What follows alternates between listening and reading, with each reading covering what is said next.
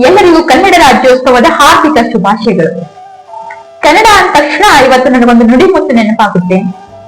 ಅದೇನಂದ್ರೆ, ಕೇಶದ ಮೇಲಿರುವ ಮೋಹ ಕೇಶಿರಾಜನ ಮೇಲಿದ್ದರೆ, ಕೇಶದ ಮೇಲಿರುವ ಮೋಹ ಕೇಶಿರಾಜನ ಮೇಲಿದ್ದರೆ, ಹೆಣ್ಣಿನ ಮೇಲಿರುವ ಮೋಹ ಪೊಣ್ಣನ ಮೇಲಿದ್ದರೆ, ಹೆಣ್ಣಿನ ಮೇಲಿರುವ ಮೋಹ ಪೊಣ್ಣನ ಮೇಲಿದ್ದರೆ, ಚಿನ್ನದ ಮೇಲಿರುವ ಮೋಹ ರನ್ನನ ಮೇಲಿದ್ದರೆ, ಚಿನ್ನದ ಮೇಲಿರುವ ಮೋಹ ರನ್ನನ ಮೇಲಿದ್ದರೆ, ಕನಕದ ಮೇಲಿರುವ ಮೋಹ ಕನಕದಾಸರ ಮೇಲಿದ್ದರೆ, ಕನಕದ ಮೇಲಿರುವ ಮೋಹ ಕನಕದಾಸರ ಮೇಲಿದ್ದರೆ, ಕನ್ನಡಿಯ ಮೇಲಿರುವ ಮೋಹ ಕನ್ನಡ ಭಾಷೆಯ ಮೇಲಿದ್ದರೆ, ಕನ್ನಡಿಯ ಮೇಲಿರುವ ಮೋಹ ಕನ್ನಡ ಭಾಷೆಯ ಮೇಲಿದ್ದರೆ, ಭೂತಾಯಿಯ ಗರ್ಭಕ್ಕೆ ಭಾರವಾಗುವುದರ ಬದಲು ಸಾರ್ಥಕವಾಗುತ್ತಿತ್ತು ನಮ್ಮ ಜನ್ಮ, ಸಾರ್ಥಕವಾಗುತ್ತಿತ್ತು ಅಂತ.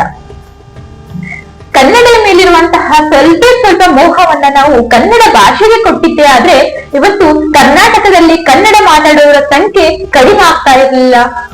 ಕರ್ನಾಟಕದಲ್ಲಿ ಕನ್ನಡ ಮಾತನಾಡುವವರನ್ನ ಕಂಡೆ ಕೀಳು ಅನ್ನುವಂತಹ ಭಾವನೆಗೆ ಕನ್ನಡ ಬರ್ತಾ ಇರ್ಲಿಲ್ಲ ಅಂತ ಹೇಳ್ತಾ ಇದ್ದೀನಿ.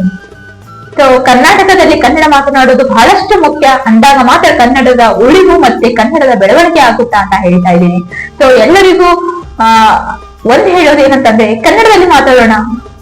ಕರ್ನಾಟಕದಲ್ಲಿ ಕನ್ನಡದಲ್ಲಿ ಮಾತಾಡಿದ್ರೆ ಮಾತ್ರ ಕನ್ನಡ ಉಳಿಯೋಕೆ ಸಾಧ್ಯ ಅಂತ ಹೇಳ್ತಾ ಇದ್ದೀನಿ. ಸೊ ಎಲ್ಲರಿಗೂ ಮತ್ತೊಮ್ಮೆ ಕನ್ನಡ ರಾಜ್ಯೋತ್ಸವದ ಹಾರ್ದಿಕ ಶುಭಾಶಯಗಳು.